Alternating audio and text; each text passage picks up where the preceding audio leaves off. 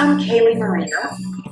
I'm a clinical social worker and I'm also a script psychotherapist in private practice right here in the general Doylestown area, Pennsylvania.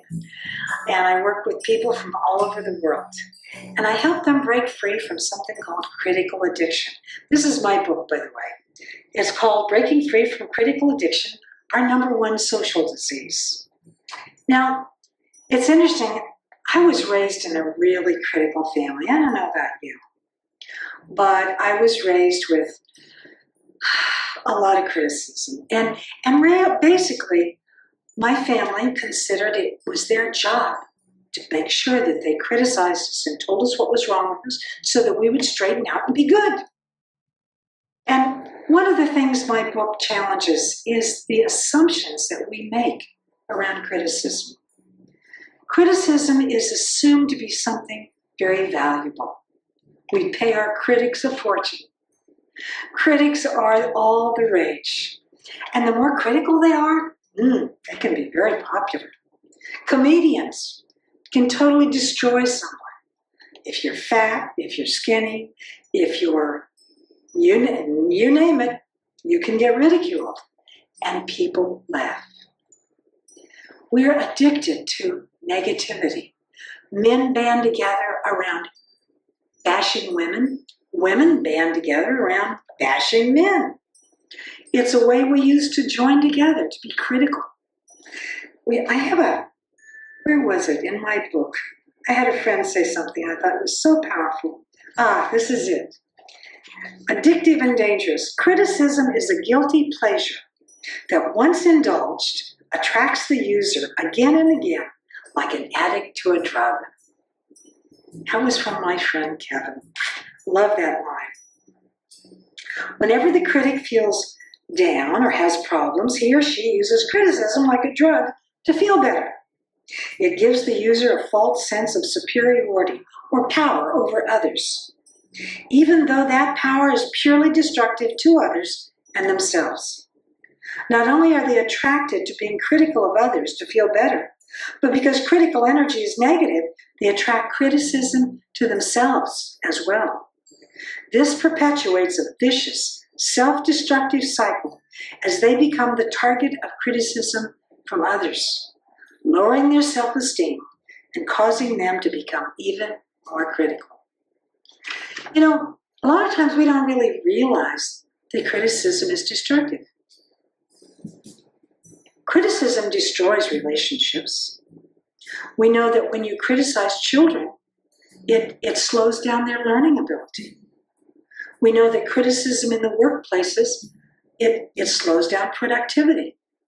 This is not news, but we don't actually accept it as a problem. It's almost like, deep water fish are surrounded by water, but they are unaware of water because it's the only environment they've ever known. You and I are surrounded by criticism, and yet we don't notice it's a problem.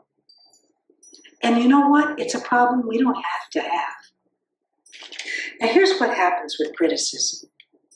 When a child is born with, it's a blank slate, totally innocent. We come into this world, and there's a couple of things we need. One, we need love, touching. Baby dies if it isn't touched. But the other thing is to know self. The deepest desire is to know who I am. Now, if you want to know what you look like, you go look in the mirror, right? And you get feedback. And you say, oh, that's what I look like. And the child comes in and wanting to know who they are. I don't know if any of you ever seen that book. It's called, Are You My Mother? And it's so cute. This little duck comes in, and the egg breaks open, and it's all alone in the middle of the field. So it goes up to the cow and says, are you my mother? And goes up to the dog, are you my mother? It goes around trying to find out who it is until it finally finds someone like it, so it can know what it is. Well, the child comes into the world the same way, and it looks around to learn from others, to get feedback. and someone coos and it goes, oh, I'm an ooh, oh. And someone else, oh, I'm a little shit, oh. So this feedback comes in from others, and it's kind of like paper mache. It begins to fold, it begins to mold an image of what it is we think we are. So right away it creates this false image of us. And we say, oh, this is what I am. I'm a little shit, I'm an ooh, and we have this list and we say, this is what I am. And it isn't. It's what they think, it's what they think, it's what they think. It has nothing to do with what you are. But your authentic self, oh, your authentic self is something so wonderful. It's so pure, it's so powerful that you really have a right to learn what it is. Now, it's very important that we begin to start pulling off that cover of what we aren't. And the first thing about breaking free from critical addiction is to realize that we have in our mind, in our brain, something called mirror neurons. Now, mirror neurons look out and they'll take in all the social cues. And they take them in and they help us develop something that I call an inner critic. And the inner critic says, well, you better behave this way or people won't like you. And what it is they're repeating what the parents said, what they saw growing up. If they think that you have to be stronger than others or nastier than others to be heard, that's what it tells you. It watches what it sees. It notices what's going on, and it becomes like the little reporter, the voice in your head, like on this book. You know, we've seen the little devil on one shoulder, the angel on the other. Well, we have an inner critic, and it's our programming. Our programming. Just like a computer, we have programming. And that programming makes us believe that we're not good enough.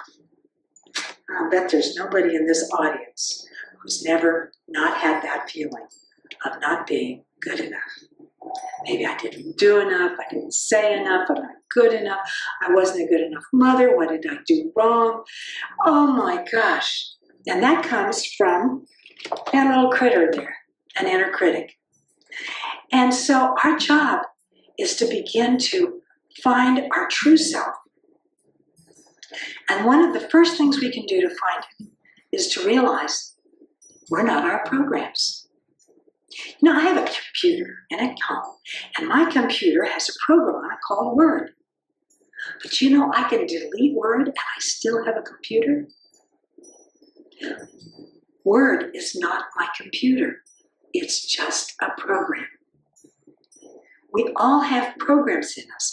And if we have a program that doesn't work well, we can actually delete it. Now, many of us don't believe that we have any choice over what we think. And I remember discovering that I had a choice. It was a really big discovery that I could choose. So the very first step, and I do talk about 4 very powerful steps in here. And those steps are not ones that I made up.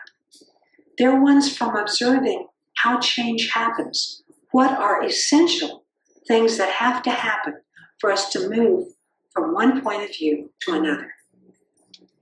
And those points of view can be very, very powerful. So how do you make that transition? How do you move from being fearful to being joyful? From being fearful to being authentic? From being argumentative to being accepting and loving? And how do you make that transition? These are the 4 steps that have to happen in nature. Whatever path you use, it doesn't matter. Whatever techniques you use. But there's things. The first step is to realize you are not your thoughts. You are not your emotions. And the first symptom of enlightenment is self-awareness, where you can actually witness your thoughts and your emotions as not you. You see, if you're not your programming, if you're not the programming that has you sabotaging yourself, then you're innocent. Most of us feel guilty for whatever way we sabotage ourselves. We go, oh, I don't know, that's just me. No, it isn't just you, it's just your programming. So if we can begin by saying, you know what? You're innocent. I'm innocent. We didn't create that programming. That programming came from the environment. We didn't make the programming. So we're innocent. However, we're the only ones that can change it. We get sick from the outside in, but we get well from the inside out. So it's really important to learn to begin to notice that negativity and to actually make a choice. Do we want it or not? I remember one day discovering that I was such a critical person. And I began by being very critical of my husband. And then I discovered, oh, but everything I'm critical of him of, I'm critical of me too. And then I realized I'm just a critical person. And I don't want to be that way anymore. And so what I did is I decided, all right, that's it. I'm going cold turkey. I'm not going to be critical anymore. You know what happened? I got worse. The more I tried not to be critical, the more critical I became. You know, there's a saying, what you resist persists. Well, the criticism got worse until I was really in a panicky state. Then one day a friend said to me, Kalie, if you don't want to be critical, what do you want to be? I hadn't thought of that. I said, I want to be loving and accepting. Yeah, I want to be a loving and accepting person. He said, great, then go live your life as a loving, accepting person.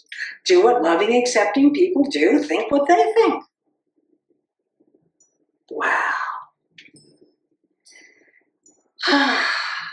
And my life began to change. My life began to change. We have to decide, what do we want to be? What do we want to be? And work from there. And you know, one of my little tricks that I do when I have negativity come in, and believe me, I still do. I'm a recovering critic, I'll tell you. When the negativity comes in, I have a little trick. In my mind, I created a button. The button looks like this. Some of you may have seen that easy button before. Well, I see this button in my mind, and when I hear the critical messages come in, I go, delete. That was easy. And I replace it. No, I want peace. And then I begin focusing on creating what I want. So please borrow, get yourself an easy button and write delete on it or let it go. And when the negativity comes in, you don't need it. Now, I'm not saying you may not need therapy to help you get over very traumatic things, but I am saying that we do have a choice. And a lot of it is just habit. And we can delete it. That was easy. Have a great day.